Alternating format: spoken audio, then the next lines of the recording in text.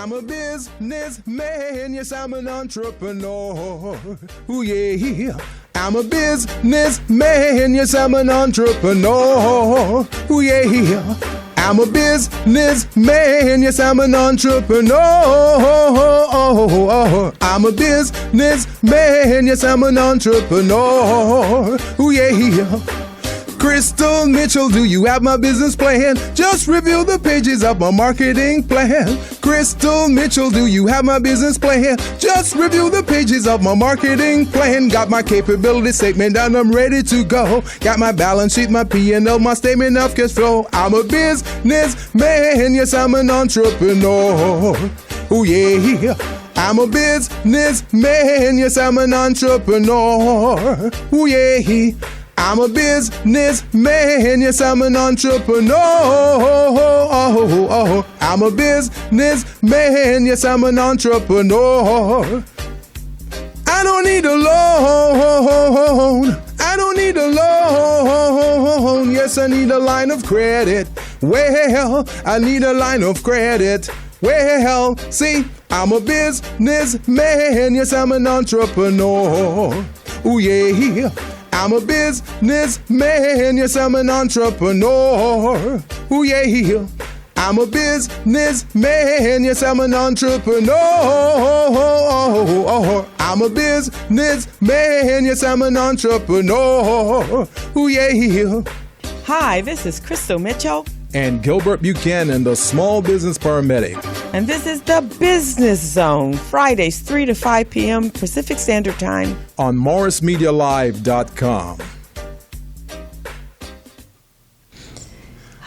Good afternoon, everyone. We are so happy to be here, and we hope you're going to be excited as we are.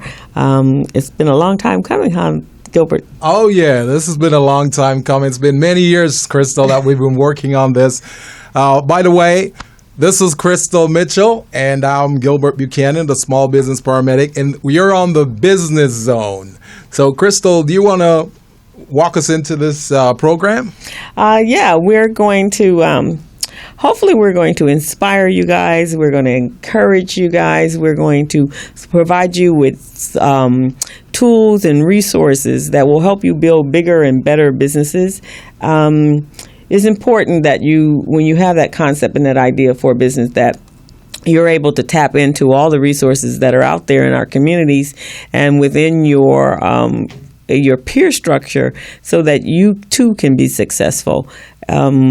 I've been teaching workshops and classes for a long time and coaching and mentoring individuals in this arena. And I know when you spend more time with them and they have more hands-on access, that they're more likely to become successful. That is true. That is true, Crystal. And I'll tell my listeners out there a little bit about my background. Many of them already know, but I'll say it again. I've been in the industry for over 20 years. I've worked with small businesses in a variety of different industries, from construction, retail, manufacturing, service industry, professional services, all of those types of things. Working with large agencies like LA Unified School District, LA Community College District, LA Metro, Valley Economic Development Center. We work with a variety of different businesses. As a matter of fact, Crystal, we've secured over $81 million with small business in contracts for small businesses since 2003. So we're doing some great work here for small businesses. Yeah, that's myself as well. My background is I've been in business as well 20 years. I'm an entrepreneur at the heart of who I am. After all the titles I have, I am an entrepreneur. I'm a third generation entrepreneur. My grandfather, my grandmother, my mom. I have aunts, and that's an entrepreneur. So this has gone on in my life, and I was exposed to it as a child. So it's in your blood. It's in my blood. It's in your DNA. In my DNA. In fact, they say that there's 3% of the population that were born to be entrepreneurs. I'm one of those 3%. That's great. That's great. So I live it and breathe it, and then I have a knack for teaching. That's also in the blood. We have a number of academics and teachers in my family. So my business has always, my area of expertise is accounting and finance and marketing. And actually a teacher. And it's funny because I kind of fell into the teaching. It was always incorporated in my business. And so one day I was talking to one of my colleagues and partners, and she was saying, you're a trainer. I'm like, no, I'm not. And she goes, yes, you are. And then as I thought about it, and with my clients, my accounting clients, I always talk to them, but I want them to know what I'm doing. And so I'm teaching them the same thing that I'm doing for them so that they can keep track of their own finances. Excellent, excellent. So my area of expertise, again, is accounting. I'm also the co-director of Recycling Black Dollars. Oh, great. And so Recycling Black Dollars is a passion actually, let me start first. My people are my passion. Mm-hmm. And the concept of taking our dollars and bringing our dollars back into our community is really, really important. And Recycling Black Dollars has been in the community for 28 years. And this founder, Muhammad Nazardine, that was his passion. And so when the opportunity came for me to become the co-director of the organization, it fit right in with everything else that I was doing. Perfect. So I spent a lot of my time with our business owners in our community, helping them become better business owners. Excellent. I love that. Very excellent background. It shows us what you bring to the table, what you can and will do for small businesses, and we're very excited about this. What I'd like to do is talk a little bit about what the Business Zone is all about. Many people who have known us, they know what we do, but we want to let them know what the Business Zone is about. And the mission of the Business Zone is to provide tools and resources to small businesses within the supply diversity environment where entrepreneurship and business opportunity come together to foster growth and generate success. And that's really what the Business Zone is all about. We're here to really foster those businesses. We want to be an advocate for small business. We do. We do. And we'll do whatever, by whatever means necessary, we'll do that. Kicking, screaming, pulling them, dragging them, holding them accountable, we'll do that. Exactly. So sometimes, and those of you that have been in my workshops and classes and that I've coached, sometimes I have to have some tough love. And I think sometimes to get past some of our fears and our other ego issues, the tough love is necessary. Yes. So you'll know that you have the skill set and the capability of doing what you can do, but you got to step out there and make it happen. And they'll love you afterwards. Once you provided them that tough love and they see that you really care about their business's best interest, they'll love you for that. Exactly. Now, I want to go over the topics for today's shows just so people know what we're going to be covering today. We're going to be looking at small business startups, what startup businesses are all about, some of the 10 top reasons why small businesses fail. We're going to look at building a better business resource for tomorrow. And also, we're going to look at 7 ways to tell if your business idea is a successful one. So all of these things we're going to put out there.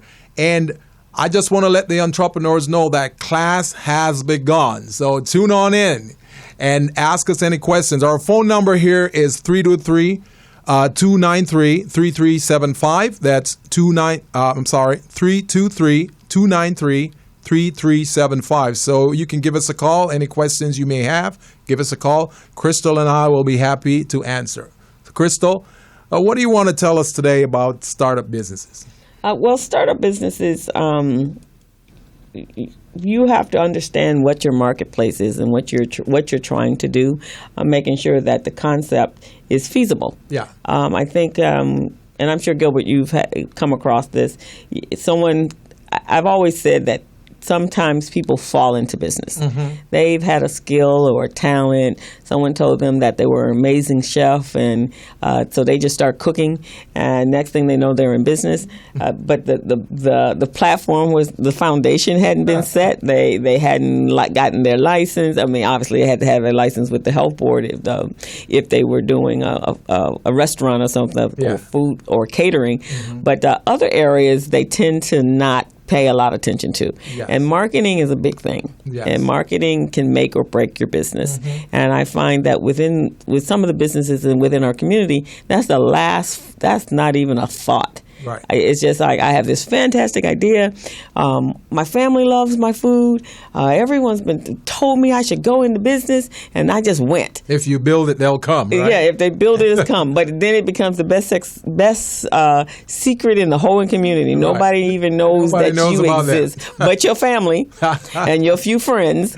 But after a while, then the glamour wears off, right? The newness is worn off. So now nobody's coming in the doors. Yes. And unless they happen to be in an environment where you have a lot of walking traffic, which is not always, then they're starting to have problems financially. They can't meet their payroll, or they can't order all the food that they need, or their supplies, and then the quality falls off because you don't have all the means to make the business work. And so that's some of the things that I've found out, and that's some of the areas with our growth businesses that you have to really talk to them about, and customer service and all the parts that go to making a successful business. And one of the things that I notice out there, because I've got a big pool of small businesses, Crystal, that I work with, and I'm sure you know that as well. Many things that small startup businesses do not know is that they got to ask themselves questions. Am I a self-starter? Do I know how to start on my own? Can I be self-sufficient?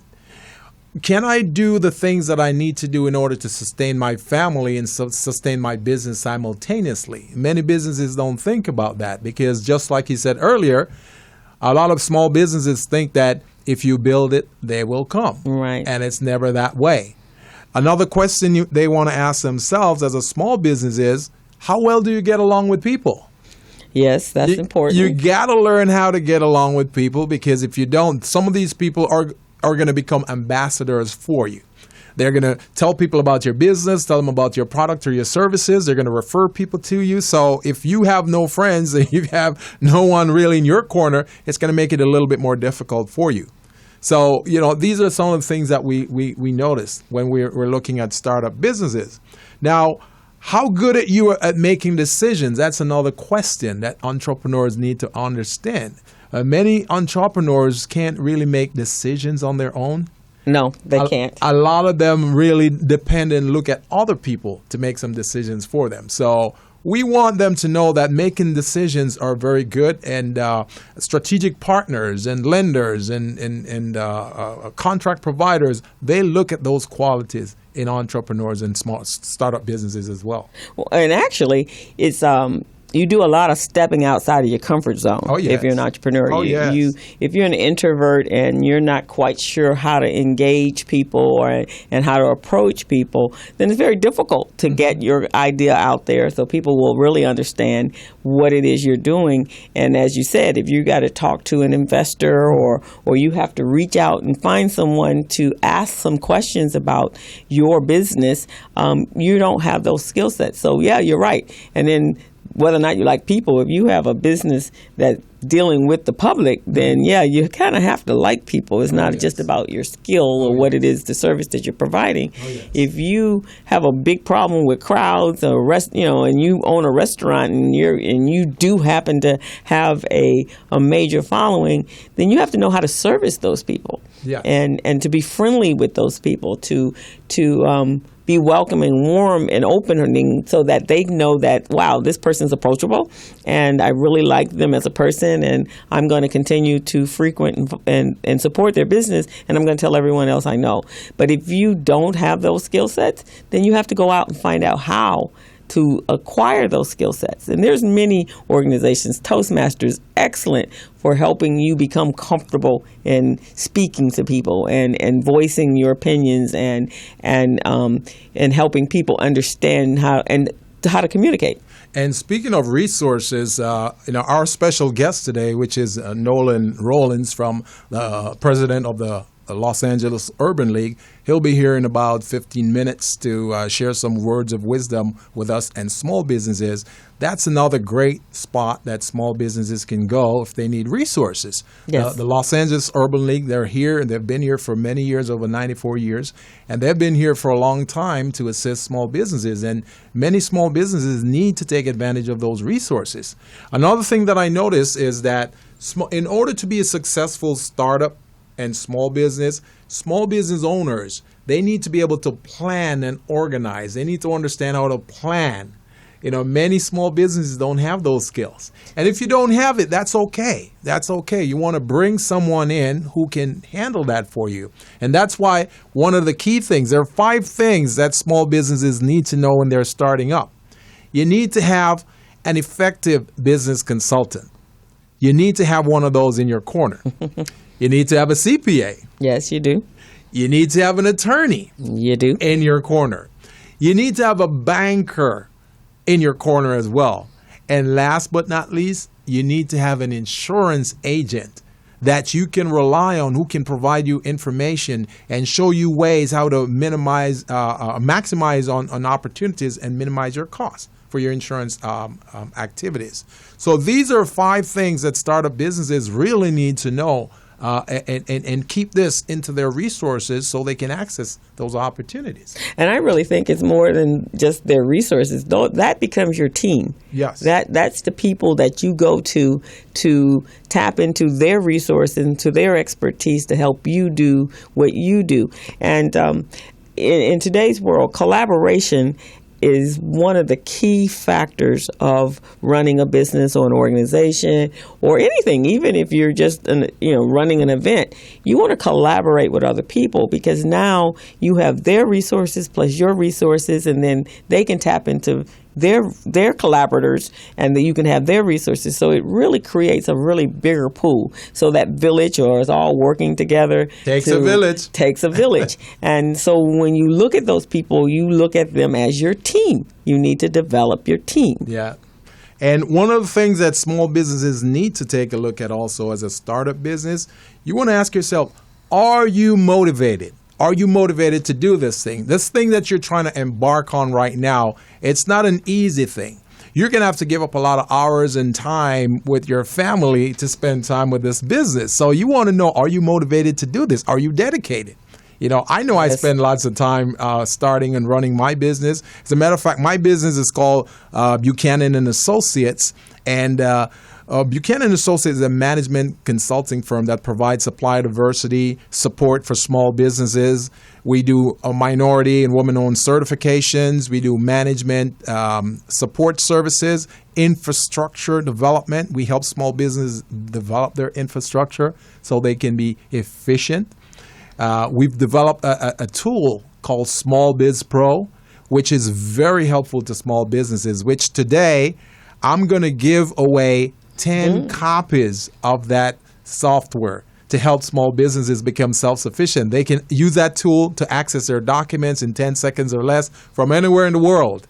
Wow, that's great, Gilbert. Oh, so yes. how would our guests be able to receive one of those copies? Well, of that really, program? what I'd like to do is to have the first 10 callers in here, and our number here is 323-293-3375. That's 323-293-3375. So the first 10 callers, I'll be happy to give away this free software. And as a matter of fact, I'll give you lifetime membership on that. So, and I'll tell you a little bit about this system. What it does, it helps you to manage your organization. So you don't have to go looking for your documents anywhere at all. A lot of small businesses, they're not organized, so they got their license in one little box over there. They got their insurance, they got their business plan somewhere else. This system will put all of your organizational documents in one place. What it also does, it allows small businesses to access procurement opportunities, bids and procurement opportunities. And finally, the system also assists them in conducting market research. Wow, that's good. So this is a phenomenal tool that my first 10 callers will be able to obtain free of cost for life.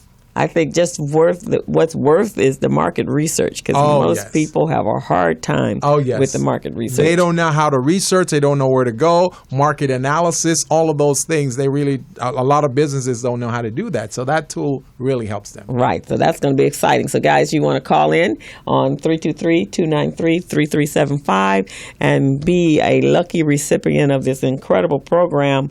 Now, when he says it connects up, helps you keep track of all your documents. So that insurance policy, your business plan, your financial statements, your last 3 financial statements, because when you go to the bank or you go anywhere nowadays that has to do with your financials, that's what they're going to ask you for. Yes. You're digging up this information. If you're in an industry where you have to show your proof of insurance, then where you got to go find that? You got to go rummaging through your file cabinets, and hopefully it got filed in there by yourself or whomever your assistant is. So it's important that as a business person, everything that you need is at your fingertips so that you can go out and drive business, because you as the owner, that's your role in your company is to go out and recruit and bring in as much business as you can. And attend workshops and classes that will make you a better business owner, not sitting around in your office working with the paperwork. No.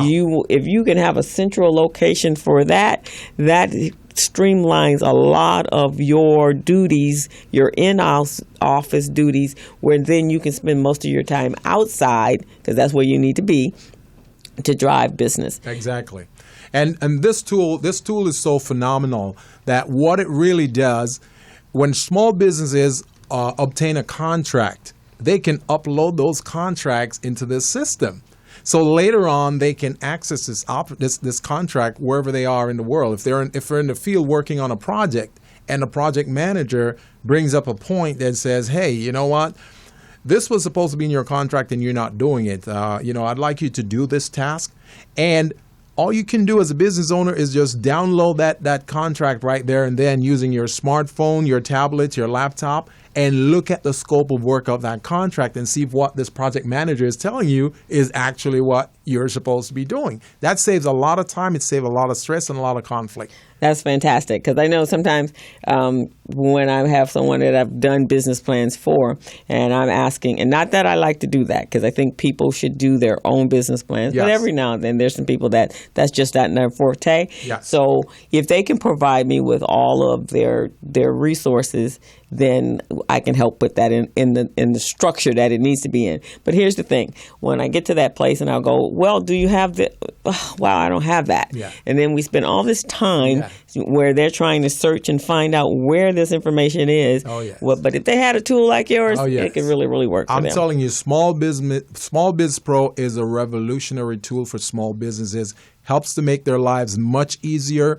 It's going to really, really provide them and put them in a strategic position to be much more successful. I think so. One of the things that this tool also does, there's a tremendous amount of value to this tool. What it does, it helps construction firms.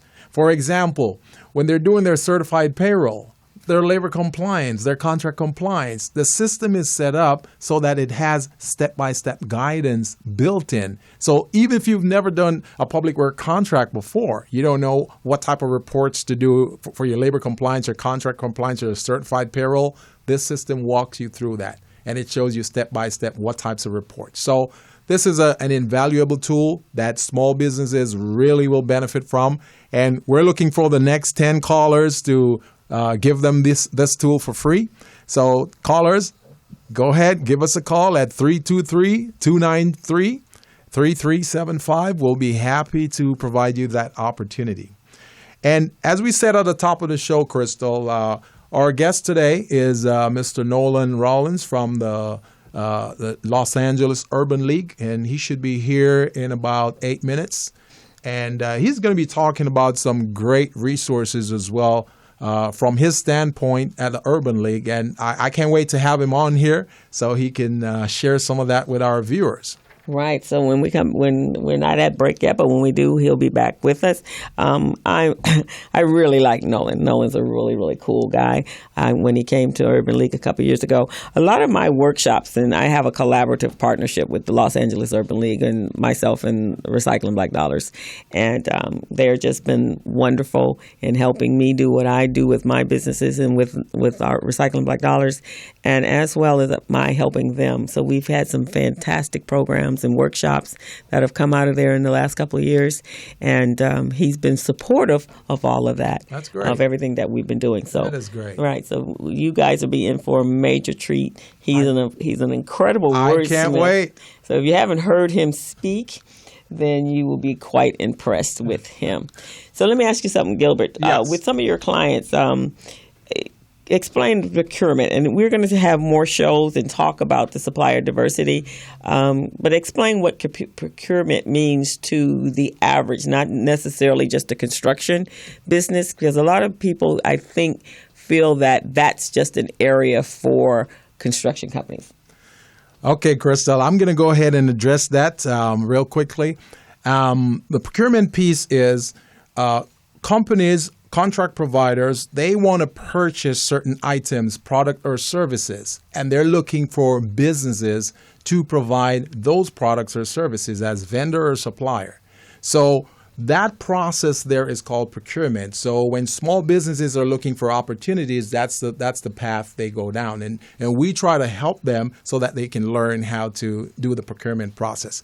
But I see we have a phone call coming in. Someone is interested in our Small Biz Pro program. So caller, are you on the line?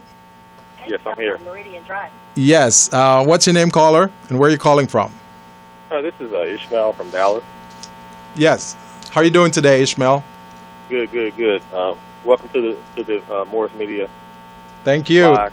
family. So, Thank you. I would be interested in that software. That seems very valuable. What type of business do you have?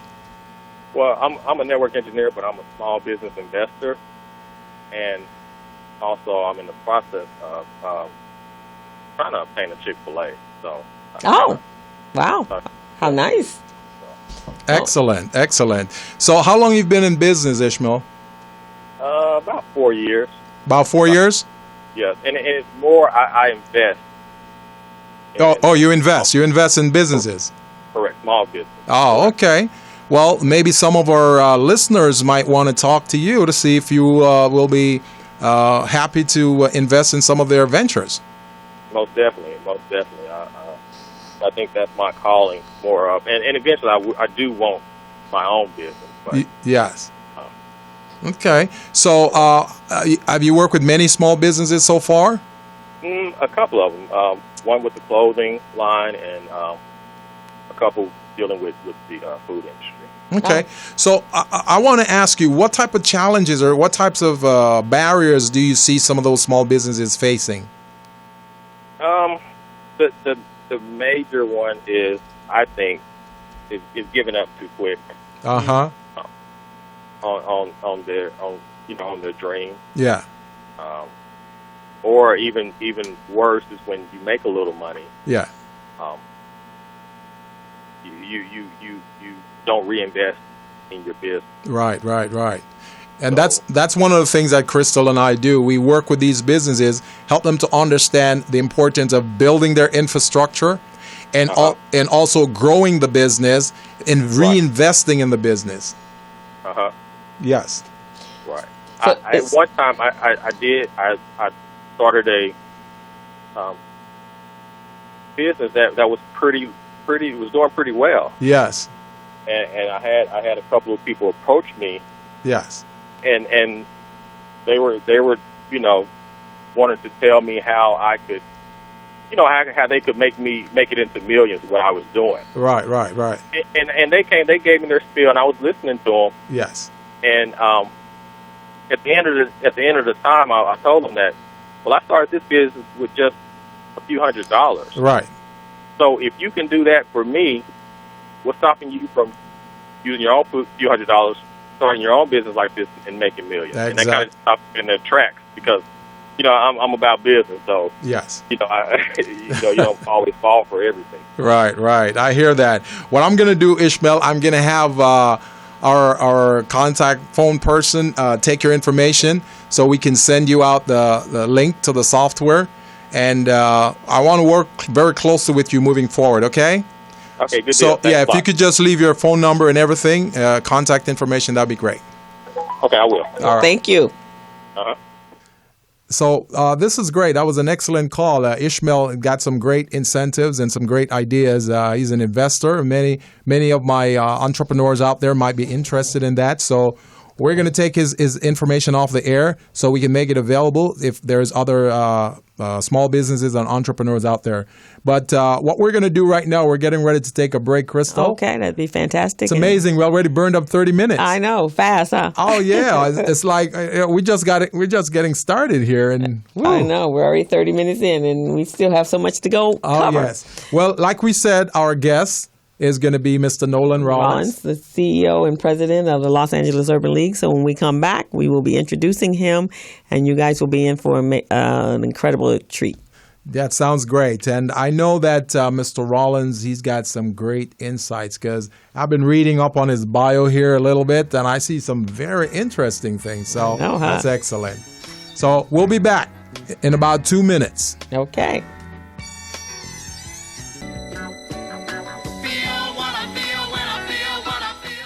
They can find out how wonderful you are. Welcome back to the Business Zone. This is Gilbert Buchanan, the small business paramedic, along with my co-host, Crystal. Hi, how are you? So we're all back, and we are all excited about our guest, and we want you to be as excited about him as well. Nolan Rollins, the president and CEO of the Los Angeles Urban League, and he also is the commissioner of the Board of Airport Commissions. He was appointed for a term, I believe it was last year. Yes. He was appointed, and it will go on to June 30th, 2019. Commissioner Rollins, an attorney, is the 7th president and CEO of the 94-year-old Los Angeles Urban League. In that position, he leads a strong staff focused in the areas of economics and workforce development, early childhood education, health, parental engagement, policy, and social justice. Prior to assuming the Urban League position in February 2013, Commissioner Rollins served as the president of the New Orleans affiliate of the Urban League, where he designed and implemented employment and housing strategies to help stabilize the local communities following Hurricane Katrina. Simultaneously, Rollins was the chairperson of the New Orleans Aviation Board, responsible for the airport's redesigned internal operations. He chaired the construction committee responsible for over $400 million in new construction and renovations, and led the financial, environmental, and constructability due diligence necessary for New Orleans to build a new airport. So I am going to introduce him and let him tell us more about himself. He's one of my most favorite people on the planet. And so I'm going to share him with you. Welcome to the Business Zone. Listen, thank you both so much for having me here. I mean, it is an absolute pleasure to be sharing this time, but most importantly, to be having conversations about business. I think far too often we spend time not really having substantive conversations. I say all the time and every day that poverty is an economic condition, and the only thing that's going to change that economic condition is an economic solution. So if we aren't having conversations about business, if we aren't having conversations about the economy, if we aren't having conversations about procurement and how money actually moves and how businesses can be strengthened to take advantage of this new economy that's coming around, then we're not really having a substantive conversation. So for me, this is an honor to be here because these are the things that I think are at the precipice, at the spear point of the new civil rights movement. It's an economic conversation. So I laud both of you for what you're doing here. I laud for the fact that you are in a particular establishment with an entrepreneur who is out there really pushing and really making sure that both her business can grow, but also that people can hear this kind of important information from both of you. So, I'm really happy to be here. Thank you. And I really, Crystal and I, we appreciate you being here to share your wisdom because you've been in this industry for a long time. You've worked in a variety of different economies.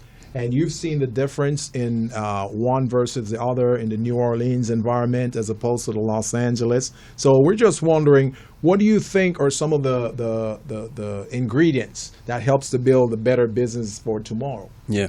I think that we've got to be focused on where the trends are taking us, right? Because inevitably, and I want to be very specific here because what I I hate to do is play in generalities, because what people want to know is, where can I play now? Exactly. So when I think about a place like New Orleans, so this is really my third economy being in, starting in Baltimore, where I was the COO of the Urban League there. That economy was really about rebuilding the community, particularly rebuilding the west and east sides of Baltimore. So the question then became, how do businesses get engaged with that? How do they ensure that there are people who are being trained to work on that spending that's happening? How do we ensure that there are people their businesses can actually participate? So really understanding how that city was growing and where it was going to push its growth. I mean, the telltale signs are always there. Right. What we have to know is that people are coming back to cities again. Right. People left cities for a long period of time. This is nationally, but now they're coming back to cities because you realize that it's far too expensive to build the infrastructure outside of cities that cities have. So you're seeing a resurgence of cities now. So you see a resurgence of New Orleans in the city after Katrina. So what did they say? They said, listen, we want to focus on entrepreneurship. We want to focus on business. There are things that are happening in New Orleans that have never happened before there, because it's been opened up in a way that there's conversations about entrepreneurship in a very real way. How do we make New Orleans a better place for all New Orleanians? How do we make access a better thing for all New Orleanians? But then you fast forward to a place like Los Angeles, where I think Los Angeles is in the beginning of its very best days, if we are vigilant about everyone sharing in those best days. I hear that. At the airport, we are going to be moving some $13 billion. Wow. Metro is doing double digits. What Metro is going to be moving is going to dwarf compared to what the airport is moving. So when we think about these economies, we're seeing where they're going. Right. So we know that there's a tremendous amount of public spending that's going to be happening. So with that public spending, the private sector spending is going to happen right next to it. Exactly. There's no mistaking that Korean Air has made a decision down on Wilshire to build one of the tallest hotels in the nation. I totally agree. Yep. There's no mistaking. Yep. It has everything to do with transportation changing. It has everything to do with revitalizing the downtown and the city area. So when we look around and we see cranes in the sky and we see walls where there weren't walls before, that's the economy talking to us. Right. That's the economy talking to us. So it's important for us to really pay attention to the signs around us, because they're there all the time. They're on Crenshaw, right? We're in a place right now where the economy is screaming to us. Guess what? We're about to make billions of dollars of investment. So the question then becomes, for our community, what are we going to do? Now, what are some of those opportunities that you see at the airport, for example, that small businesses can participate in, and what do they need to do to get some of that? It's a great question. So here's what I will tell you. So luckily for me, getting on this airport commission was like riding a bike. So I led the airport commission in New Orleans for 5 years. So when I got here to LA and was eventually asked to be on this commission, I walked through the door knowing exactly what it takes to run and operate an airport. But even more importantly, what it takes to operate an airport in an inclusionary way. And here's what I tell people all the time. I may be an airport commissioner, but I'm an Urban League president first. Yes. So when I walk through the door, I have a predisposition. My disposition is, let's make sure that those who have been locked out and dispossessed, the doors are open and that they are possessed. Let's make sure that if we're going to spend money, we're creating the space to get that done. Yes. So for the listeners, so what does that mean? So I heard you ask me, listeners. Let me tell you what that means. So when I got to the commission, I said to them, what do our procurement policies look like? How are we ensuring economic inclusion? Where are we ensuring that we're giving points for local business participation, minority-owned business for participation? Where is that happening? They said, we're doing it in a few areas. I said, well, we're going to change that. Right. We're going to make sure that we're doing it everywhere. Good. A dollar and contract cannot move out of here without having real live goals connected to it that are percentages that make people win or lose the bid. Right. So what you'll see, really, it'll be going through the city council really as soon as they come off of break. What you'll see is sweeping new policies coming out of the airport that are going to ensure local participation, all the way to the point that on Tuesday of next week at the airport hotel, and we'll make sure to get all the information out to the listeners. We're actually doing a small business procurement and how to do business with the airport, which I'm going to be on the panel. The director and CEO of the airport is going to be on the panel, the operations persons, because I am very serious about us doing business with people who are in the community who deserve the opportunity and the chance. But I'm also serious about creating the atmosphere for that to happen, because it's one thing just to talk about it. Right. If we aren't as a board saying this is what we're committed to these percentages, we're committed to ensuring that people have an opportunity, then it's not going to happen, because people only do what gets measured. That which does not get measured does not get done. And that's a great point, because my system that I developed called Small Biz Pro was developed primarily out of that type of process. I used to work with LA Unified School District, and my job was the assistant program manager for the small business program. So we launched these boot camps. We put on all these different training programs to get businesses ready so they can get opportunities. But when they came to the table, there was no opportunities for them. They were told that you're not ready yet. You're not qualified. You're not eligible. So all of those things make the small businesses become disenchanted. So what and they tell them, well, you don't have your paperwork in order. You don't have your certification, your insurance. So that's why I developed Small Biz Pro. And Small Biz Pro is a system that will allow small businesses to upload their documents so they can access those documents in 10 seconds or less from anywhere in the world. So now, with your system you're talking about, I'm seeing where this will tie into that tremendously for small businesses. But, those are the kind of innovations we need, right? Because what we know about our businesses is that they're great at the craft. They're challenged at the business. Yes. Right. They're challenged at the business. So when we can develop solutions that allow the business to be easier, or solutions that allow them to really be able to focus on the craft, we're putting them in a better position, because that's about building capacity. Exactly. Right? That's about them being able to say, listen, here are where my documents are. I can get to my documents at any given time with no problem whatsoever. What is it that you need? Yes. While they're saying, now I'm going to go out here and do the craft. Right. The craft of whether it be construction related, whether it be professional services, whatever it is, retail, whatever it is, they can go do what they have a passion for. Because what we know about most entrepreneurs and people who are in business, they have a passion for the thing that they do. Right. Passion is not necessarily for business, it's for the thing that they do. Exactly. And they get caught up in all of the stuff, and then that distracts them from doing what they do, and then they become frustrated. They become frustrated and disenchanted. They don't want to be a part of the process anymore. Right, and then they step away, and then those opportunities are off the table for them, and then it doesn't look good for those that are trying. Because the ones that do come to the table that's not prepared, then it kind of sets a precedence for everybody at that point. So, it behooves us to make sure that everybody that is stepping up to that plate to take advantage of those opportunities are prepared and ready for those opportunities. And that's obviously why we do the workshops that we do, is helping you prepare to give you a better foundation and a structure for your business so you can scale yourself up to these opportunities. Well, listen, I think the value of exactly what you're talking about, I think it's huge, because people need the opportunity to understand what they don't understand. Right. So what you do is you provide that space where people can then come in and say, oh, now we understand how these things work together. And it's critically important, not just for the business, but it's also critically important for us to actually develop a pool of individuals who can take advantage of the growing and coming economy. We've got to, our teachers who are listening may not like this. We've got to teach to the test. If we know where the economy is going, we need to be developing businesses, whether it be the back office protocols or whether it be helping them to strengthen the craft of what they're doing, so that we can take advantage of what's going to happen. Because I would just candidly say, if we aren't paying attention to the telltale signs that are happening right now, it's our own fault for not being able to take advantage of it. Because no one in business is going to give you anything. That's right. Business is about providing a service to a consumer who's going to purchase it. Right. So if you're going to provide a service, it has to be the service that, one, that people are actually going to be willing to pay for, and two, that you have the back office support so that you can make more money. Because I want everyone to be really clear about this. If you hear nothing else that I say right now,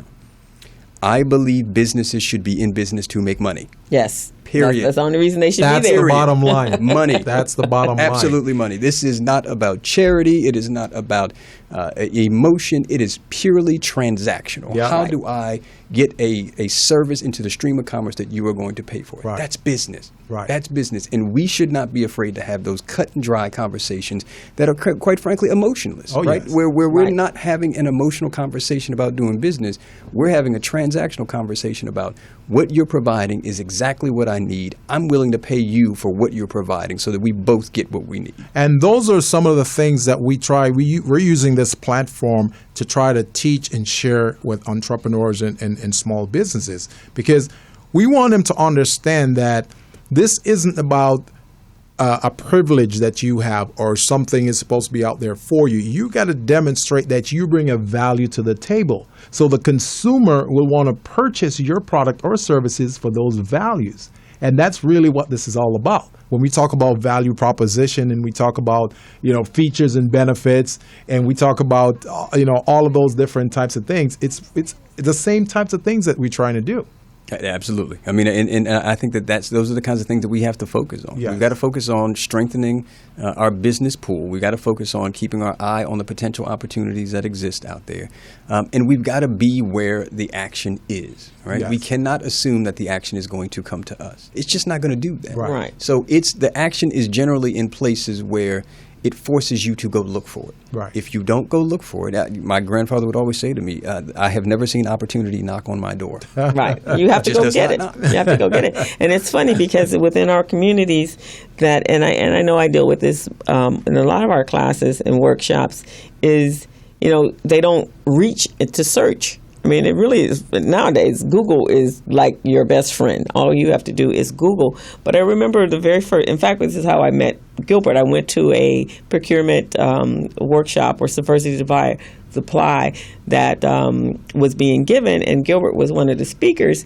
And I was interested, and they were saying that was such a small percentage of our community that took opportunity for the supplier diversity and for the certifications, and there was only so many. And I think the number was, it's like 1,500. Yeah. And I'm thinking, wow. Number. That's a very small percentage considering in Southern California, there's about 400,000 minority-owned businesses.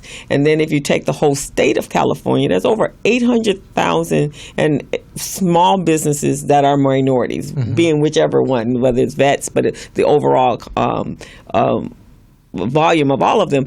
And I'm thinking, how do you get 800,000 businesses and you only have 1,500 of them that are actually gotten certified? That's pitiful. So I started asking questions, and most people didn't know. They thought that it was only construction-based. So they didn't know that the governments and the school districts and corporations actually outsource a lot of those opportunities to small businesses. They had no clue.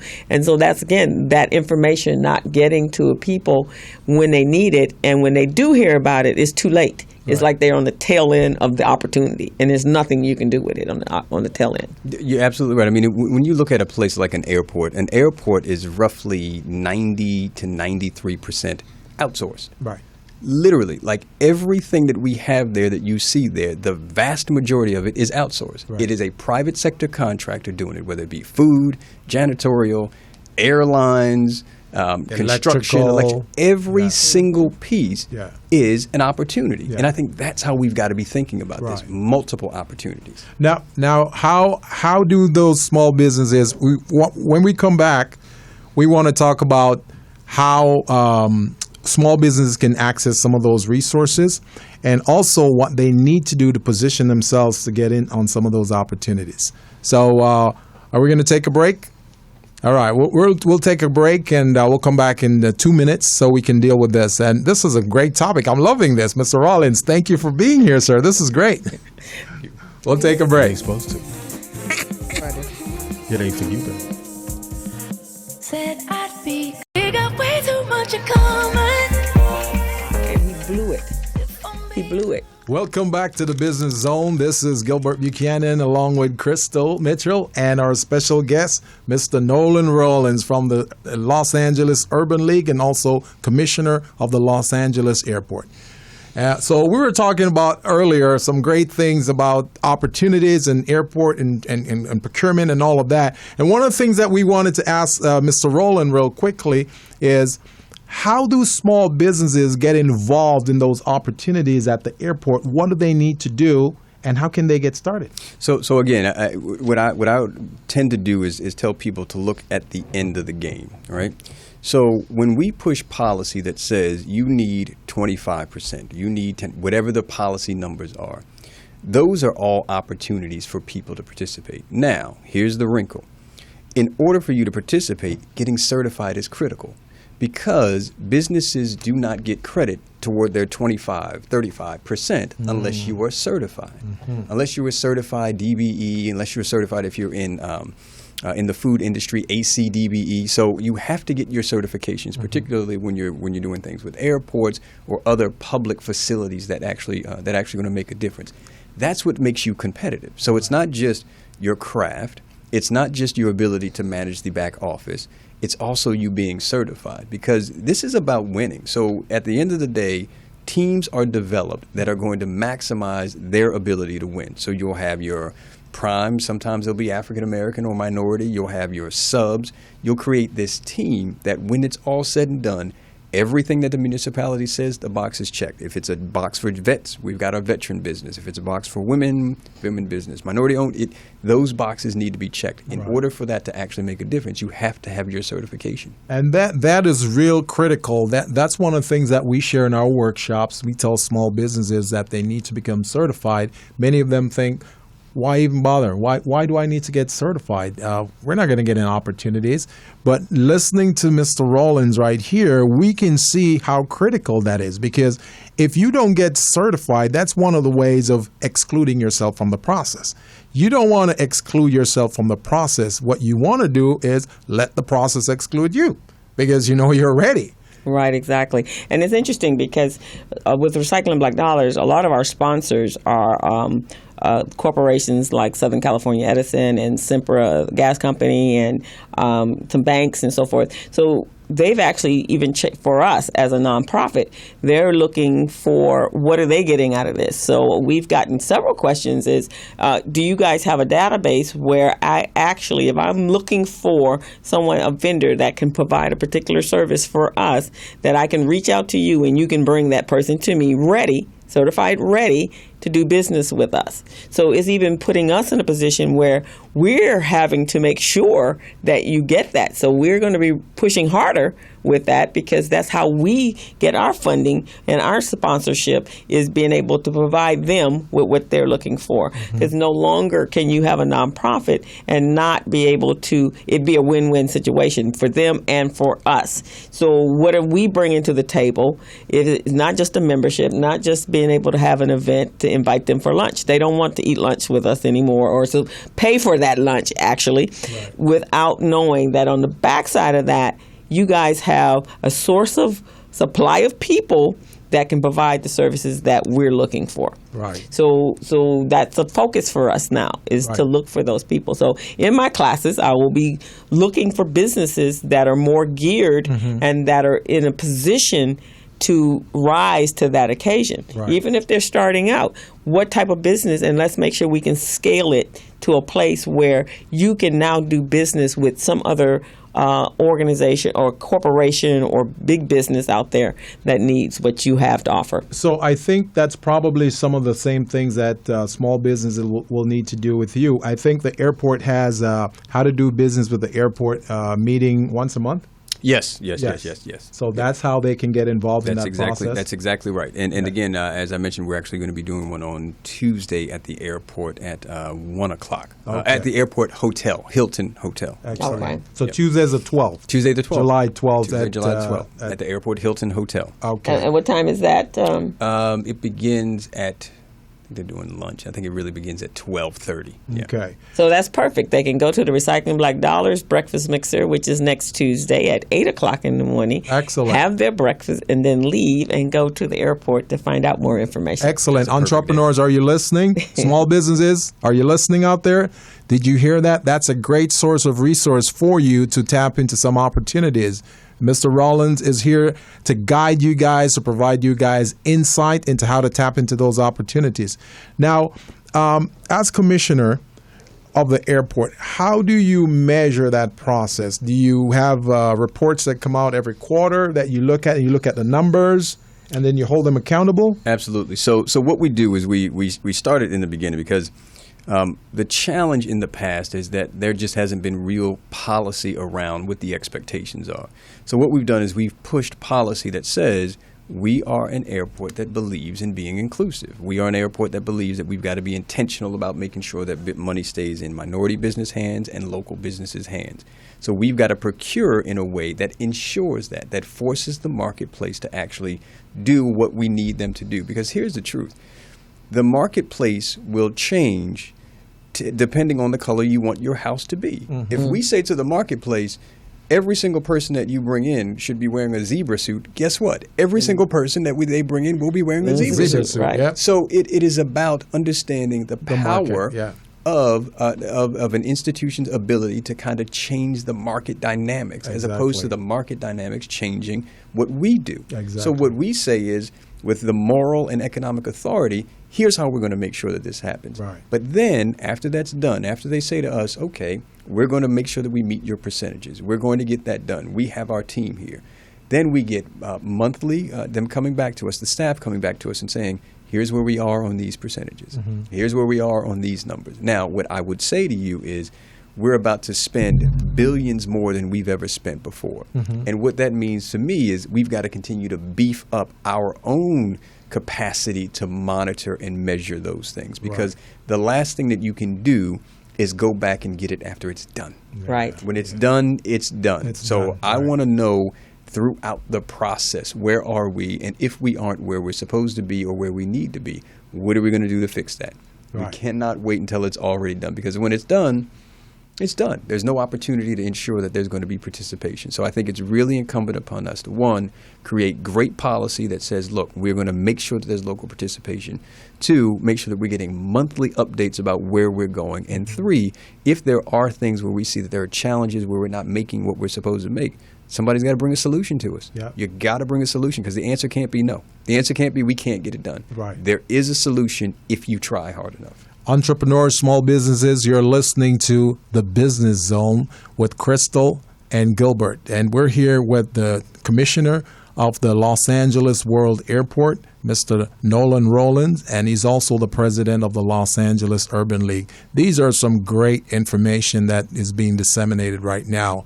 And, this is so dear to my heart. That's why I'm into this right now. I'm just in awe right now of all this information I'm getting from Mr. Rollins, because these are some of the same things I share with entrepreneurs and try to get them ready. Our program here is about getting businesses ready, get them business ready, contract ready, and bank loan ready. We really want, when you go to that table to sit and look for opportunities, you're actually ready to do business. So one of the things that Crystal and I wanted to ask you real quickly is, can we recreate a Black Wall Street, do you think, in 2016 or 17? How do you see that happening? Or in our future, being what's going on? You and I both know that some of the issues in the African American community is our economics. We don't have economics, and so therefore, without that, we can't make anyone accountable to make sure that the policies are in place that can develop and create a safe environment for our children and our families. So how do we go about doing that in today? So recycling black dollars, we know what we've been in this space for 27 years, and we've been saying the same thing over and over and over again. Why is it so important? Why you have to bring your dollars back into our communities, that we have to build businesses, we have to support one another so that we can do that. So that's been a challenge. It was a challenge when Muhammad started it, which is why Muhammad did that. He was probably a very forward thinker when he started recycling black dollars. So we're at a very critical time, and I think more so than ever, where we have to force ourselves to change our mindsets so that we can move forward. So can we recreate that environment? What I think we have to do is we've got to be more intentional about defining what tragedy looks like. Right. Because what challenges us in our community is that tragedy generally has something to do with someone dying, someone being hurt. It never has anything to do with abject poverty in our communities. It never has anything to do with students in our schools that are at 60 to 70% failing. It never has anything to do with those things that are crisis. I mean, if these things were epidemics, there would be a world intervention on them. Right. There would be a world intervention. So I think what we've got to do is we've got to really be the owners of our narrative. We've got to say that, listen, we're in a place right now in South LA where double-digit unemployment is unacceptable. Right. We're in a place in South LA where not utilizing minority businesses is unacceptable. Where our school system's failing our African-American young women and men, unacceptable. But we also have got to be in a position where we're actually able to back up with solutions to those things. Mm-hmm. So do I think it can happen? I do. But we've got to be committed to creating our own narrative around what the solution is and what the challenge is, because it's really easy to be mad about the visceral things that happen every day. But it's more difficult for people to understand the underlying root cause and or circumstance. Our brothers and sisters are on the corner because they have no other things to do. Right. Job opportunities, business opportunities. Our schools aren't producing the way that they should produce because there's no real force in the schools to ensure that our children are being educated in the way that they're supposed to be.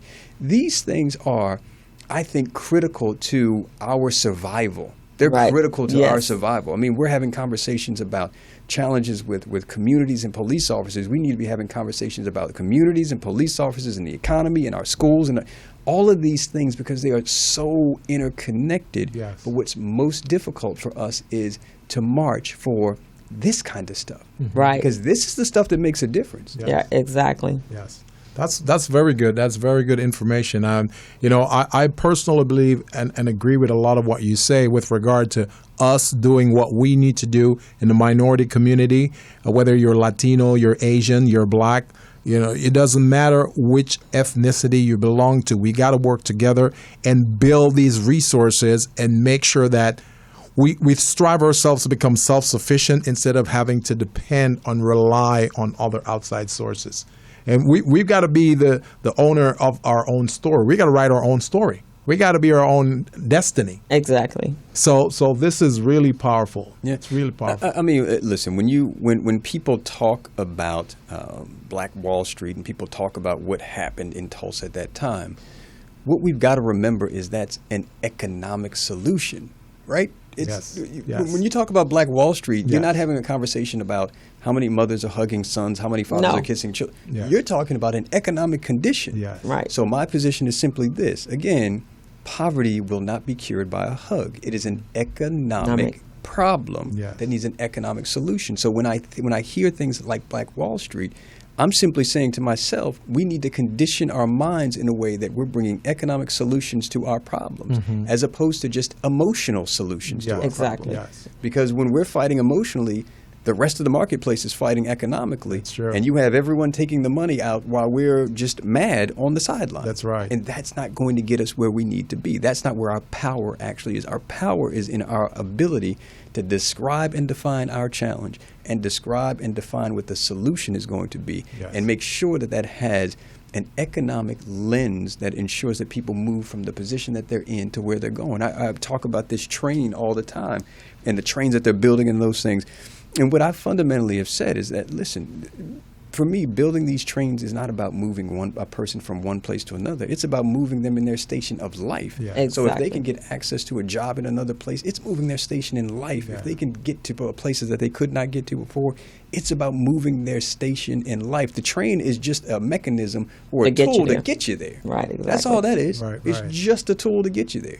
But what are we doing to move people in their stations of life? That's the stuff that we've got to focus on. And we have to be able to close that wealth gap. Absolutely. Because right now we're on this end, and it's such a huge gap that it really sets us up for the tragedies that we're in, because you're always in that need position.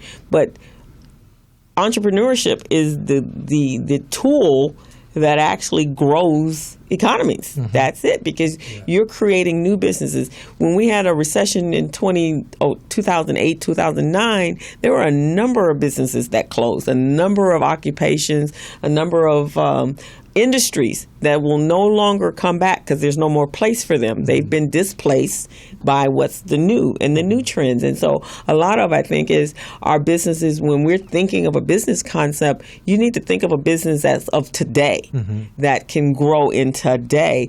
And to create wealth, you have to be looking at tech businesses and businesses that actually have the capacity to become public-owned businesses, because then you have stock. Then that's wealth. That's where the wealth comes, not just selling your product and your service to onesie-twosie people. No, you're talking stock, people buying into and into the equity of your organization, your company. Right. And that's the mindset. We need to change from thinking small and moms and pops to thinking large, because there are other ethnicities that are out there doing that, and they have far less.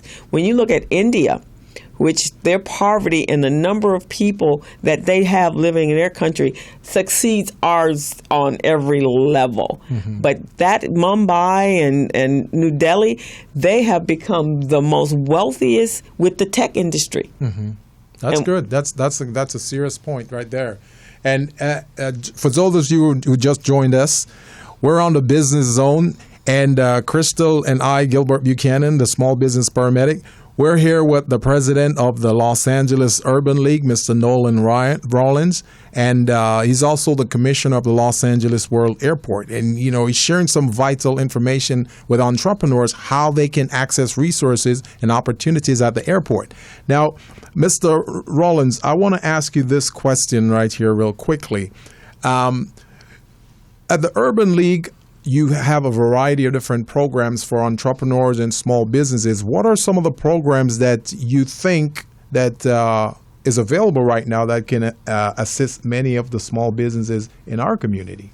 Yeah, so, you know, we have an entrepreneurship center at the organization, and you know, we are focused on those businesses, some of who are startups, some who are helping up and down the alignment. But at the same time, I'm really interested in so I'm a fundamental believer that we've got to strengthen the middle class. Like, I flat out believe that if we're going to create a place for people who aren't in the middle class to go to, that place has to be there. Yes. So I think that those businesses that are sitting in that space, we have a number of businesses that are doing, and you mentioned it a little earlier, we have a number of businesses that are doing business right there with large business, with large corporations. Yes. I think that there's an opportunity to strengthen the capacity of those businesses to do more business with those large corporations, in addition to hiring more people who look like we do, who can actually do. So I think that there has to be, it's a both and. I think we have to strengthen the existing businesses because we need them to grow. We need them to be stronger. I think we need to have on-ramps for startup businesses who are understanding where the marketplace is going. So for us at the Urban League, those are the kinds of things that we're really interested in and focused on, because we think that in order to take advantage of the market that's coming, we've got to have these established businesses to play. And some of them, and I hope that people hear me on this one, some of them are going to have to play together. Yes. We have got to joint venture. Yes. I mean, it's one of the most amazingly difficult things for me to actually realize or fathom is when you look at big contracts at airports or wherever, and you look at the teams, there's someone and someone else. Yes. They're joint There's venturing. someone and someone else. Yes. They are doing JVs all the time, because what the reality is that together they are far more powerful than individually. Yes. Exactly. Much stronger. And I think that we've got to get our minds wrapped around that, because here's the thing. If you can do $1 million and someone else can do $1 million, you guys can do $2.5 million together. Exactly. Do 2.5 together. Yes. Yes. And then you can continue building that. So I think that what we're focusing on is moving in a direction where we can get more of that done. So I understand that we have a call right here, and I think this is going to be great for our guests. So caller, who are you? What's your name, and where are you calling from? Hi, this is Ishmael from Dallas calling back. Hey, Ishmael. How you doing, sir? Good. I'm really enjoying the show. Thank you. I just wanted to ask about the Black Wall Street and also how we all know what happened. With Tulsa, not only were they upset about, we were doing for self, what a lot of people don't understand is that they also were upset that we were copying New York's Wall Street. And they were like, no, this is for you. This is our way of doing business. And also, when you think about Wall Street, do we really want to? I know we should have the Wall Street mindset, but as far as the way they did business, they're dealing with a lot of made-up numbers. When you really get into how Wall Street works, a lot of fiat currency, made-up numbers. So I think we should have a quote-unquote Black Wall Street, but it should be based on something real, real currency, where we have real things. So when a recession happens, we have a real product or real service, and we are able to sustain that. So I think we need to have that mindset when we do talk about recreating something. It needs to be done in a morally right way when we recreate it. We shouldn't copy something that we know the fiat currency isn't going to last. I think so I want to add that. I think that's a very good point, Ishmael, and I'll have our guest, Mr. Rollins, address that a little bit because he's got a lot of insight on that too. So, Mr. Rollins, what do you think about that? Ishmael, I do think that that's a wonderful point, and I think what Black Wall Street represents for us right now is a space in time where there was economic empowerment. Yes. Right? That's what we're really talking about. What we're talking about is how do you create a space and time where you have the economic empowerment that's necessary for you to be strong. So whether it be a publicly traded or what that looks like from a Wall Street or NASDAQ kind of standpoint, I don't think that that's the key. I think when we're talking about Black Wall Street, we're talking about empowerment. How do we create an economic condition that allows everyone in that condition to actually flourish if they're willing to work hard and roll their sleeves up? Let me be clear. I mean, this is about working. This is about working hard. So I think that's where for us today the concept lies. It's not just about, for me, it's not just about a street. It's about a mindset that actually pushes an economic agenda. Right. So I think so Ishmael, I think that you bring up great points. At the same time, this is about a mindset. How do we essentially get to a place where we're actually creating value in a way that it is strengthening or changing and moving the economy? Excellent. Because when you see, listen, those were economic and capitalist forces. Because here's the reality.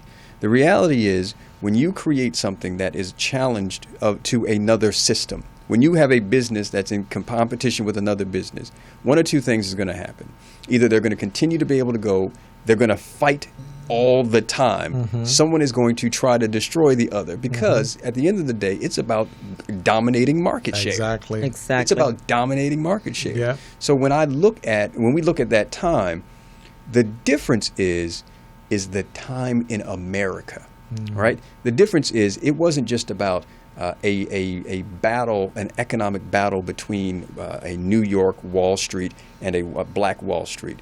It was also about a subservient United States population being oppressed as normal with the white power structure. Right. So that's another part that we've got to be really, really intellectually honest about, was when Black Wall Street actually existed. It existed in a time period where you were as likely to be killed as an African American who was upwardly mobile as you were to be able to walk down the street.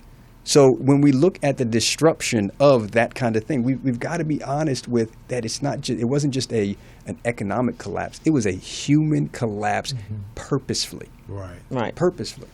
And I think also when we look at today and the buying power, or the consumer power of the African American, we're spending $1.2 trillion consuming that with someone else, and it's not coming back in. So, Ismail, I think when we talk about that, and from where I'm speaking of, is that it was also a time when we had no choice but to support our own businesses, right? Because we couldn't go anywhere else. We couldn't go to white banks and get loans, so we had to create our own banks. We couldn't go to white doctors to get treatment. We had to have our own doctors, our own attorneys. So we were at a time where that's not atypical for us, for those of us that are descendants of slaves, to work together and support one another. There's a businessman in Los Angeles. His name is Mr. Leon Gar, and Mr. Gar is a self-made millionaire. And he actually was, at one point, he bought Founders Bank when there was no one to take it over. He came in with a check and bought it because he believed in entrepreneurship. He believed in his community. He believed in his people. But he said when he first started his businesses, it was like his ice wasn't cold enough for us. And that's what we have to get out of. There's another billionaire or multimillionaire. He was down in Birmingham, Alabama. His name is A.G. Titan. He also was a man that was in the 60s. He was a multimillionaire, but he created businesses for his people. He saw a problem, and he solved that problem. He had the solution to that problem. But again, it's like we don't support our own. We have quality businesses, and then we have businesses that need help.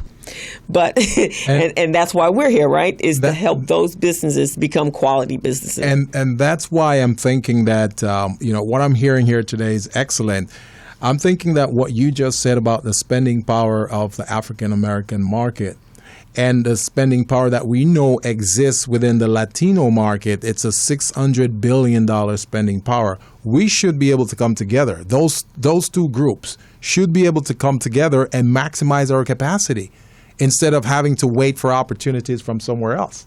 Look, I agree completely. I mean, what I think that we've got to do is, so I am fiercely protective of the city that I'm in. Mm-hmm. And if the money that we're actually spending isn't majority staying in the city, mm-hmm. we've got a problem. We got a problem. We got a problem. So if everyone, and I'll just say that, and I want to make sure that I get the correct information, because while I'm on air, people are sending me information about when the LAX thing is going to happen. It's just great people. But when, for me, listen, we're about to spend, it's going to be roughly in the double-digit billions of dollars. Right. Okay. In that spend, there are a few things that we're going to be doing that there are only 5 companies in the world that can do. Mm-hmm. Right. So off the top, we know that that's where that's going to go. Right. There are only 5 companies in the world that can do it. Right. One of those is going to win. Mm-hmm. Okay. Below that, we have all of these other opportunities. Mm-hmm. So my position is, while we may not do this part, there's all of these other opportunities that are multi-billions of dollars of opportunity. Right. So the question for me is, how much of that stays local? That's right. That's exactly it. All the other stuff really isn't important to me because frankly, it's out of your reach. We're in the region. Feeding Texas is not my problem. Yeah. Right, exactly.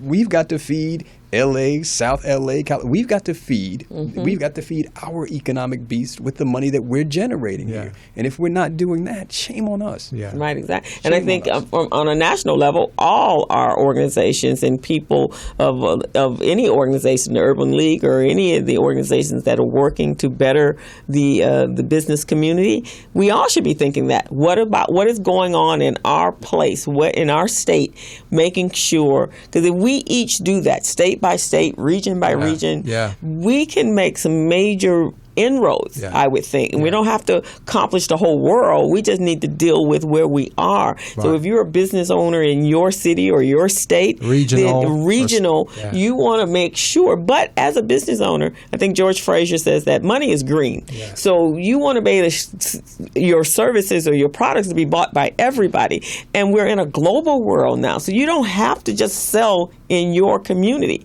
You can sell everywhere, but you do want to make sure that you are creating those businesses that the people that have hands-on, especially if you're brick and mortar, touchy-feely, they can get to you and get what they need. But at the same time, your focus shouldn't just be here. Your focus should be all over globally, because that's the kind of world we live in today. Excellent. And you can't create those we can create humongous amounts of equity and economic empowerment in our cities if we're expanding our positions of how we do business. Right. And I believe Dr. Anderson, Claude Anderson of the Power Economics, that's what he talks about, is creating that home base, but also creating an expansive base so that we are whole across the country and across the world. Excellent. These are points that's well taken. And again, on behalf of Crystal and myself, I really, really, really, really want to thank Commissioner Rollins here from the Los Angeles World Airport and also from the Los Angeles Urban League. This is phenomenal. We truly appreciate you coming in today. Absolutely. We want to thank you for visiting with us and making our first show a great show. So thank you very much, sir. So we're going to take a break right now. We're going to take a 2-minute break. So again, you're on the Business Zone with Crystal and Gilbert, and we're going to make this great for you. Thank you.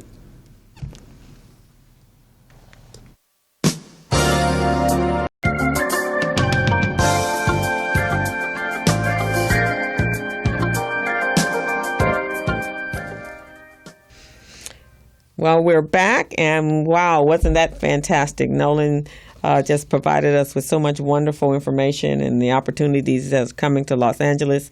And I'm sure this is happening all over the country because the building and the expansion of everyone's airports is really prominent when you travel across country. So you need to look into your own airports and see what opportunities are there for you if you're in another state outside of Los Angeles. And of course, for Los Angeles, you truly want to participate in any of the workshops. So I'm going to put on our website, which is up and live as of today. It is the Business Zone with Crystal and Gilbert.com. You can go there, and by later this afternoon, I will put up the information that Mr. Rollins is providing for us, as well as a couple of other events that are going on. One of the ones is there's two.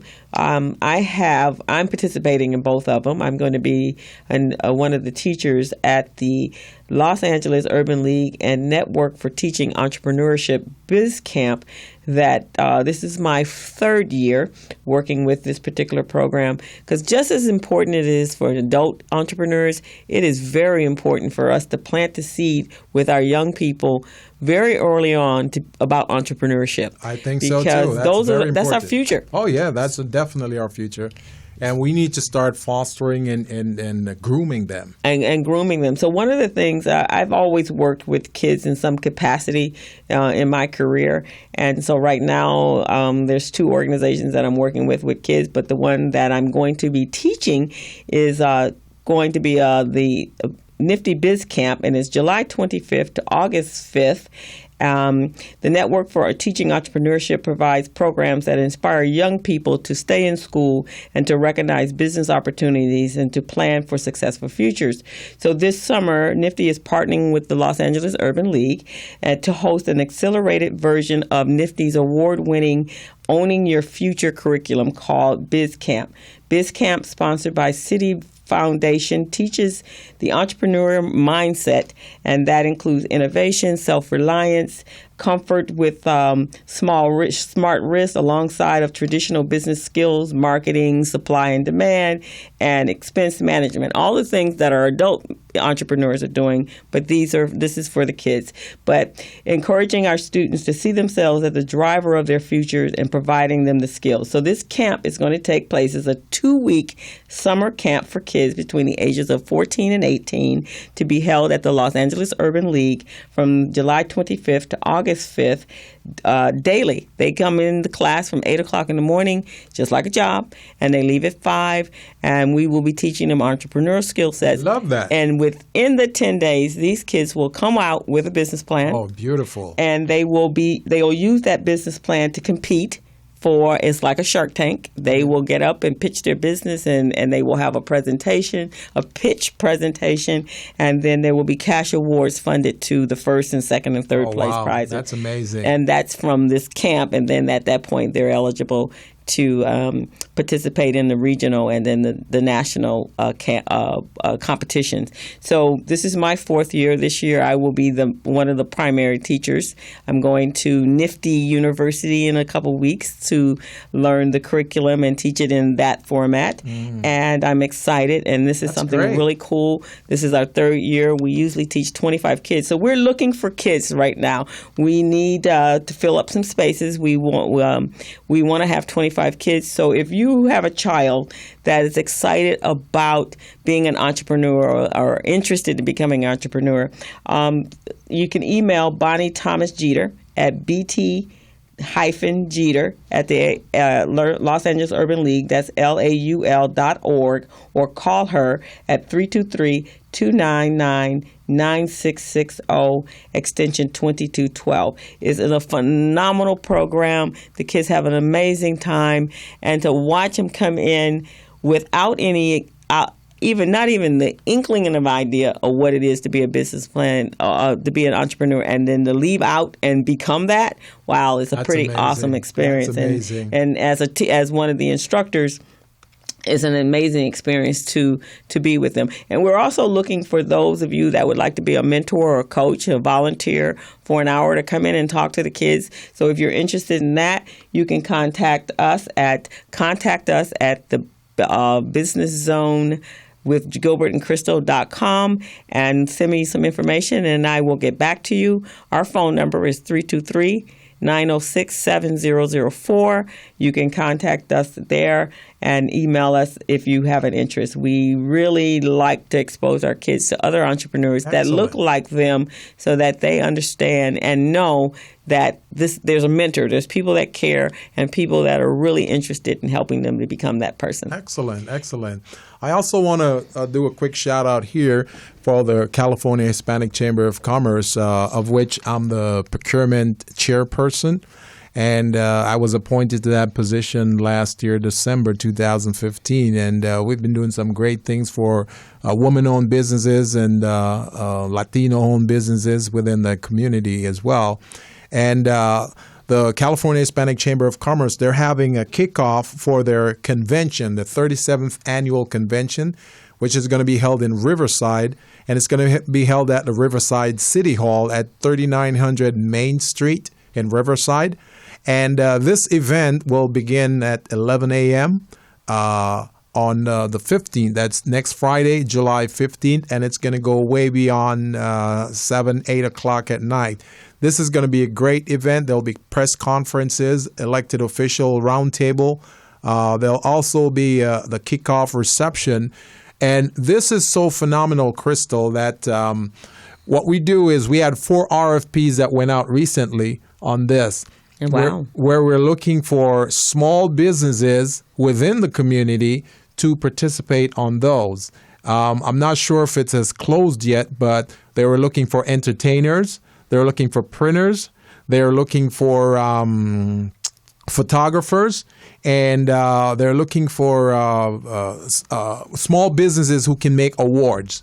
Wow. Yes, because they're going to have award reception, so they need someone who can make those plaques. So those are the 4 types of RFPs that are out there. So, yeah, the California Hispanic Chamber of Commerce, they've got me traveling all over the state of California. 2 days ago, I was in Modesto and Sacramento teaching capability statement development workshops for them. So this has been really, really wonderful, and we've been getting great participation. So I just wanted to throw that out real quickly. Next Friday, July 15th, starting at 11 o'clock in Riverside. Oh, fantastic. So there again, that's the purpose of the Business Zone. We're bringing you resources and opportunities so that you can become that business to apply for those RFPs. Yes. I mean, there are many printers out there that did not realize that they could position themselves to do business to business. Exactly. A lot more guarantees in a business to business. Oh, yes. A lot more money involved in a business to business. And again, as Nolan mentioned earlier, being able to partner up and joint venture with other people to help you fulfill whatever the obligation is for those particular opportunities, that's the way to go. That's the way to go. In fact, Gilbert and I, that's the relationship we have. Exactly. He's a certified business owner, and I'm a subcontractor, and I teach a workshop, a class, a 12-week program over at Mount SAC, and teaching individuals from the Los Angeles County of Education office, teaching them skill sets on how to become bookkeepers and accounting, and so that they can get jobs. And we're on our third year. So our fall season comes up. Got a call. Okay. So we got a call right now. So you want to check this out and see a caller on the line. Say your name and where you're calling from, please.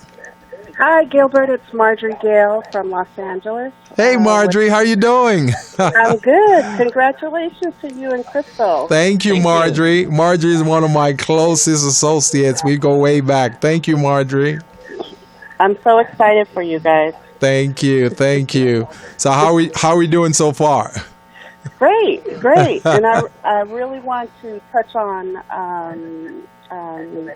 what your speaker was talking about with joint ventures. I think that is so important. That's something that I preach to my clients. Yes. So I just really think that's important. Definitely. And that's the new way of doing business right now. And that's what Crystal and I have been pushing out there for small businesses, that in order to be stronger in what you do, you need to collaborate. You need to form strategic partnerships. And that's really where we're going with that. That's excellent.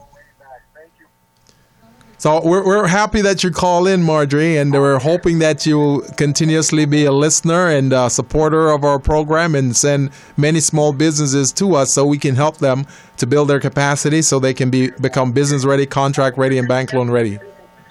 Most definitely. All right. Thank you very much, Marjorie. Thank you, Marjorie. All right. Bye, Crystal and Gilbert. Bye-bye. Thank you. So let's talk wonderful. about. Yeah, I know, huh? Somebody that you know. Where are my people? Where y'all people are? Hey, I know you all out there. I didn't send all my information out there and flooded the internet with information about this workshop. And so let me hear from you guys.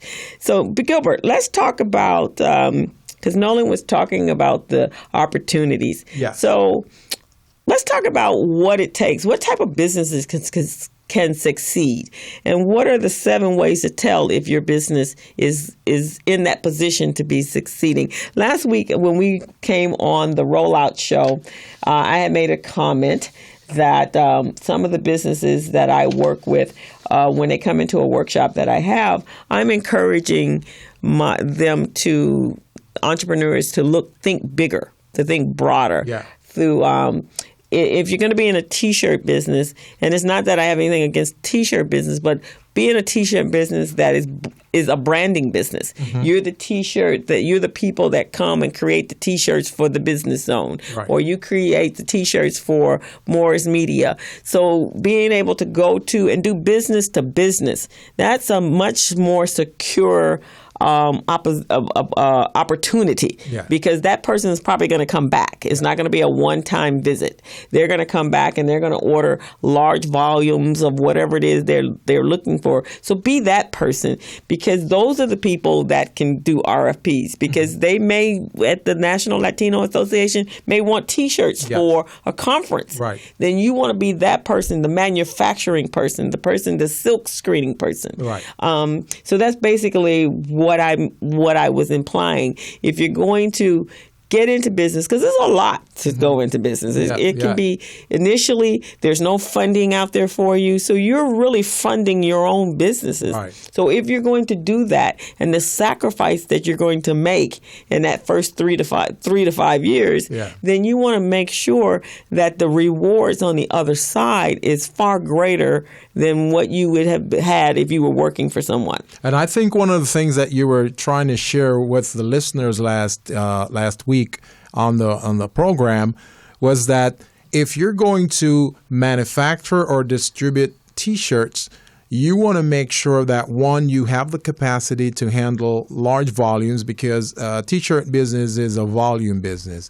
And also, lenders, they don't look favorably on certain types of businesses. So in order to give you a chance and an opportunity, what we were trying to say last week is that, one, you got to make sure you know your numbers, know your production numbers, what you need, how many you need to produce in order to break even. And when you do break even, you want to be able to exceed that number so that you can then make a profit, so you can pay your rent, you can pay your bills, and you still have some profit left over. So that's really what was being said last week, and it probably didn't come across very well to you. But what we're saying is, if you have a t-shirt business, there's a lot more that goes into that you really want to look into. You want to look at your gross profit margins. You want to look at your break-even point. You want to look at your ratios, because most t-shirt business has to be self-sustainable. It's very difficult for banks to provide lending funds to those types of businesses because they don't see it as being much of a viable entity. They see it as a risk-avert business. So that's what we're trying to say. Exactly. Now, there's some businesses out there, some fantastic ideas. So how do you know if the business is going to work? So some of there's 7 ways to know that. Is your idea has a strong point of difference. Are you doing what everybody else is doing? Or is there a certain twist to your business that is unique to you? That's your unique value proposition, right?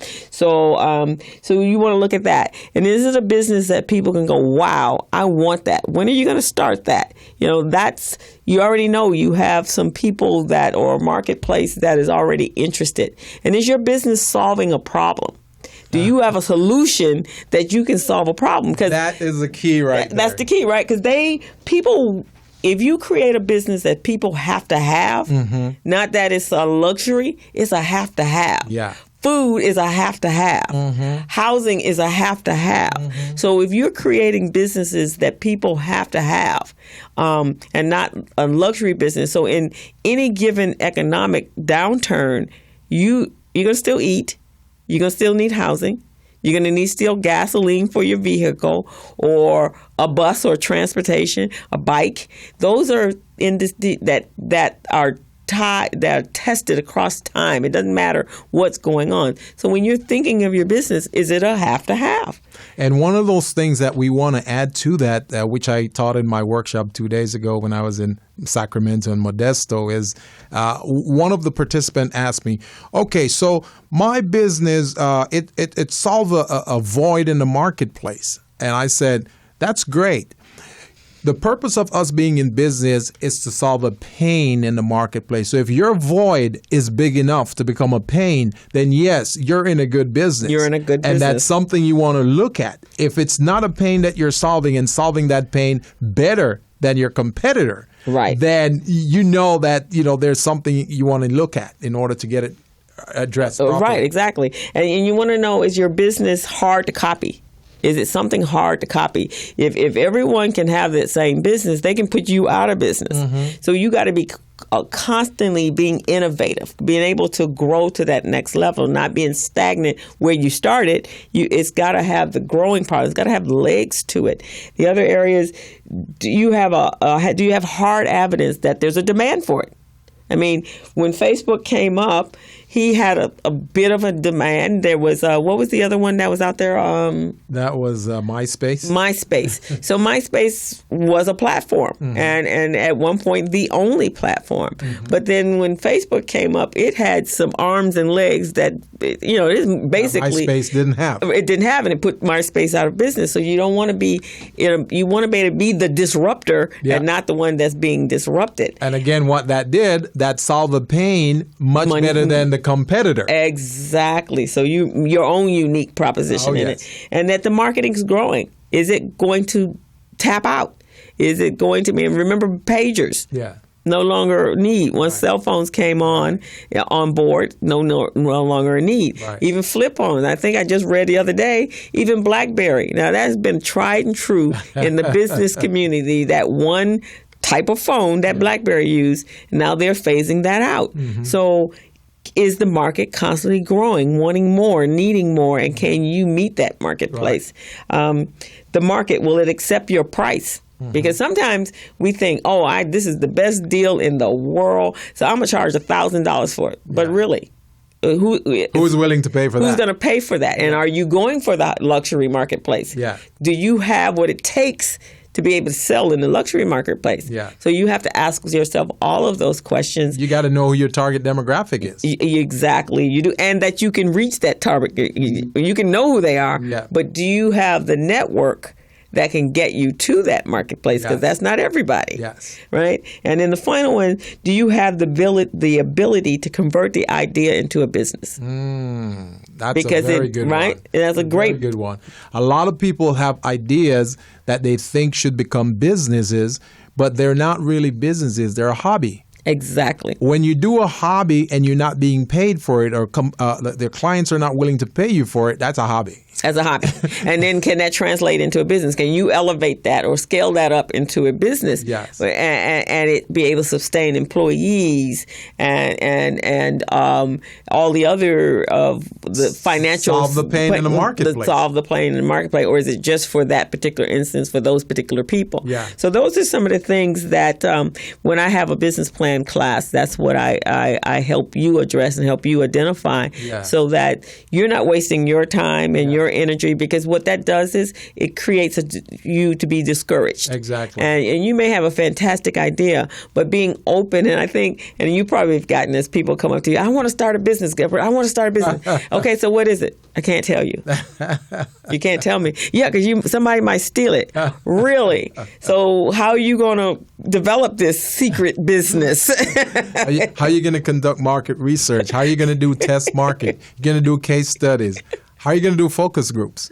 Right, because you're not going to tell anybody what the product is. You're just going to, it's a secret because somebody's going to steal it. So but it doesn't have to be a secret if you've done all your work, if you've done all your homework, all your research, and you know that there's something that you're delivering that's unique to you. So the Small Business Pro is unique to you, right? Yes. Even when I'm probably one of the ones that are out there training QuickBooks. There's not too many people out there, or at least that are stepped up to let people know that they do the training of QuickBooks. And I've been using QuickBooks since 1988 when they first started it. So I'm one of the ones in this marketplace that have the capability and the skill set to do that. Yes. So I have there's a large marketplace for me to work with.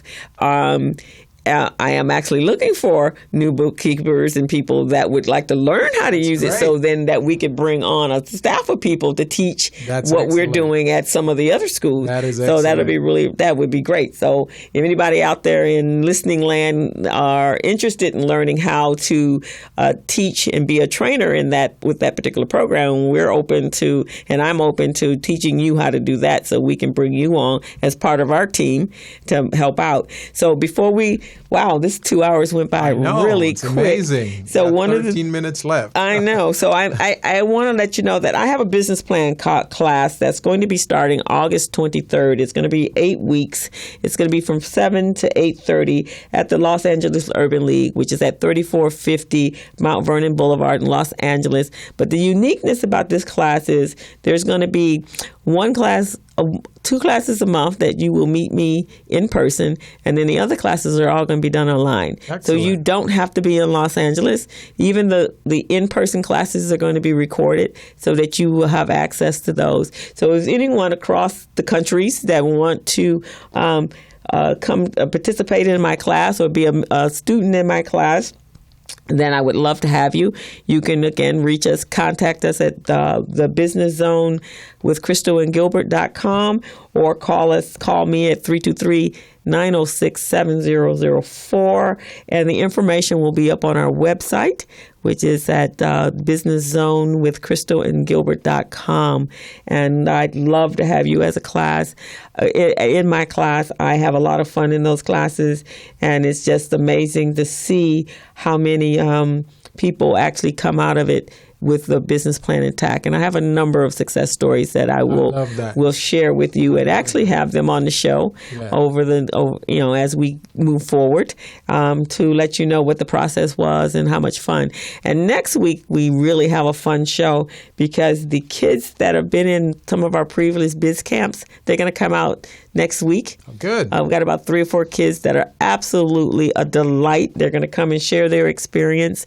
And so if anyone has any children between the ages of 14 and 18, please reach out to us and we will get you an application so your child can be part of this 2-week amazing camp. Sounds great. That sounds wonderful. It's amazing how time flies. We're offering, this is a Business Zone with Crystal and Gilbert Buchanan, the small business paramedic. This is our first show, and we're doing this every Friday from 3 to 5, and we're very excited about this. This is a platform where we help small businesses to become business ready, contract ready, and bank loan ready. And our mission is really to help them to merge business opportunity along with entrepreneurship and supply diversity in order to create success. So this has been a wonderful show. Our guest earlier was phenomenal, Mr. Nolan Rollins from the Los Angeles Urban League. He's the president there. He's also the commissioner of the Los Angeles World Airport, and he had some great words of wisdom to share with us and small businesses out there. We're looking forward to doing some great things with a lot of other small businesses and entrepreneurs on this program. And as we go along, we'd like you to call us here and give us your input, your feedback, and let us know how you feel about this show, how it's helping your small business. Right now, our phone number here is 323-293-3375. That's 323-293-3375. We'll take one more caller before we go. And again, we're giving away our Small Biz Pro software. It's a cloud-based system that helps small businesses to manage their business, and it provides you business management opportunities. It provides you procurement opportunities and market research. It provides a great tool for your small business. If you think of finding a document, you can find it in 10 seconds or less using this system. It's very easy to use. It's user-friendly, and you don't have to be computer literate. It's so easy that anyone can use it. Right, exactly. So we're excited, you guys. I hope you guys have gotten a lot of information from our guest, because he is just so knowledgeable. And some of the things that we spoke of this afternoon help spark some of your interest in becoming an entrepreneur or wanting to grow your business and be one of those individuals that can be one of those certified business owners and really change how you do business. Yes, and really what we have here, I've got a class coming up on Saturday, July 16th. This is a free workshop teaching small businesses how to use the software Small Biz Pro. This is going to be with the Moreno Valley Black Chamber, and this will be in Riverside at the, I think it's called the Pinecrest Golf Club. Oh, okay. I'll get the address on that, and I'll make it available. We'll put it on our Facebook page and our website. But that's a class that will teach you how to use Small Biz Pro. It's free of cost. You don't have to worry about paying anything for it. It's free. And also, we'll give away a few of those software to serious business owners, entrepreneurs who really want to grow their business and are serious about becoming business ready, contract ready, and bank loan ready. And what that means that you're able to make a decision on taking a contract for a business on the spot, or you can produce certain business documents on the spot, or if the bank has a loan that they want to offer you, a line of credit, you can provide them the documents they're looking for, the balance sheet, the profit and loss, the statement of cash flow, the tax return, any of those things. You can do it on the spot in 10 seconds or less using our system.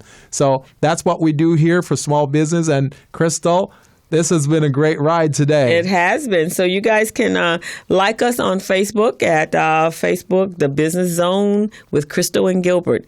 And we're also on LinkedIn with the same name, and Twitter. Our Twitter account is the Business Zone with 2 Z's, BussizzOne. And so reach out to us, and we look forward to being here for you next week. Yeah, definitely. And again, I want to remind you about the California Hispanic Chamber of Commerce. They're having their annual convention. And next week is a kickoff. Next week, Friday, the 15th, is the kickoff for this event. And it's going to be a tremendous and phenomenal event. It's going to be held downtown Riverside. And it's going to be at the City of Riverside, City Hall. And the address is 3900 Main Street in Riverside. And this is being put on by the California Hispanic Chamber of Commerce. And it's going to be a great event. You'll be able to meet with other business owners, contract providers. Again, like I say, I'm the chairperson for that procurement committee for the California Hispanic Chamber of Commerce. So we're going to have procurement officers from SoCal Edison, Southern California Edison, and I think the gas company as well, and a few other contract providers will be there. There'll be different bankers from Wells Fargo, Chase, I think City National, and Comerica. So what we're doing is getting businesses ready so they can do business with these entities. We don't want you or them to have any excuses why you can't do business. We want you to be out there because you're actually ready to do this and you can do it. So, Crystal? Well, wow, Gilbert, I would like to, again, extend that invitation to come out to the Recycling Black Dollars Breakfast Mixer. It's Tuesday, July 12th. It is at the Denny's Restaurant, which is a Black-owned restaurant at Crenshaw and Coliseum. Our topic is health and wealth, because it's just important to be healthy as you're moving into your wealth. So we're going to have a number of individuals that are coming out to talk about, a number of doctors to talk about how to take care of yourself and how to exercise and eat right, so that you can have the stamina and the to be healthy business owners. And so come on out. It's from 8 to 10 in the morning. You will have an opportunity to give your 30-second pitch and meet and network with other business owners that will be there. Excellent. And so we'd love to have you. You can go to Recycling Black Dollars website, rbdmedia.org, and get all the information that you need on the location, and also check out the website and our Facebook, and like us on that as well. We are doing some great things and have been in the community.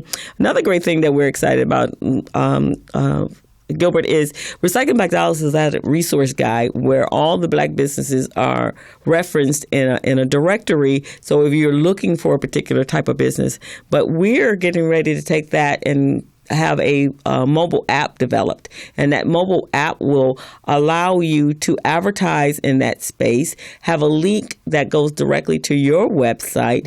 And if you have businesses outside of Los Angeles or California, we will have businesses where when you go into a new city and you're looking for a black-owned business, it will pop up with a GPS locator, and it will let you know where all the black-owned businesses are. So if you're interested in putting your ad in, we have our drive going on. It started this month actually, and the book will be produced. You will advertise in both the directory and you will be on the mobile app, and the mobile app will be launched in 2017. So Excellent. We're looking for businesses to advertise in that directory as well. That's beautiful. I think that's an excellent resource available for these small businesses. And if they use all these resources that we're putting out there, Crystal, they should be really, really on top of their game and be able to excel tremendously. I think so. Now, we talk a little bit about the black business, black Recycling Black Dollars. We talk about the California Hispanic Chamber of Commerce, Latino business resources and opportunities. Just want to let you know that this program is all inclusive. It's all inclusive of all women-owned small business, minority-owned businesses. We all come together to provide resources for all of those groups. So just want to let you all know, call us. If you have any questions at all about anything about running your business, Crystal and I, we're here to do that for you. And go ahead, I'm Crystal. sorry. And if you want to, if some friends of yours didn't get to catch the show this afternoon live, it is archived. It will be on our on our Facebook page. So go to our Facebook page. I believe it's also at Morris Media Tonight. All right. MorrisMediaLive.com. You can go there. I believe it's archived there. At least one show is. And then we have a YouTube channel, and you will be able to find it there. And we'll be doing another blast out. And our website, you can find us there. So that way you can share it with other people. If you found the information that we were sharing valuable, or you missed some of the things or didn't get to write them down because you were driving, then you can actually go there and be able to listen to it in the comfort of your home. Excellent. I love that. And like I say, this is a Business Zone. For those of you who missed it, you're just tuning in. This is the Business Zone with Crystal and Gilbert Buchanan, the small business paramedic. And we'll be here every Friday from 3 to 5. And we'll provide you information, tools, and resources that will help your business. And what we'd like to say is so long right now. We're tuning out, and just log into our website to get additional information on this. Crystal, great show. Great show, Thank you. Gilbert. Thank you. We had a great time. We're out of here. I'm a businessman, yes, I'm an entrepreneur. Ooh, yeah. I'm a businessman, yes, I'm an entrepreneur. Ooh, yeah. I'm a businessman, yes, I'm an entrepreneur. I'm a businessman, yes, I'm an entrepreneur. Ooh, yeah. Crystal Mitchell, do you have my business plan? Just review the pages of my marketing plan. Crystal Mitchell, do you have my business plan? Just review the pages of my marketing plan. Got my capability statement and I'm ready to go. Got my balance sheet, my P&L, my statement of cash flow. I'm a businessman, yes, I'm an entrepreneur. Oh yeah, I'm a businessman, yes, I'm an entrepreneur. Oh yeah. I'm a businessman, yes, I'm an entrepreneur. I'm a businessman, yes, I'm an entrepreneur. I don't need a loan. I don't need a loan. Yes, I need a line of credit. Well, I need a line of credit. Well, see, I'm a businessman, yes, I'm an entrepreneur. Ooh, yeah. I'm a businessman, yes, I'm an entrepreneur. Ooh, yeah. I'm a businessman, yes, I'm an entrepreneur. I'm a businessman, yes, I'm an entrepreneur. Ooh, yeah. Hi, this is Crystal Mitchell. And Gilbert Buchanan, the small business paramedic. And this is the Business Zone, Fridays 3 to 5 p.m. Pacific Standard Time. On MorrisMediaLive.com.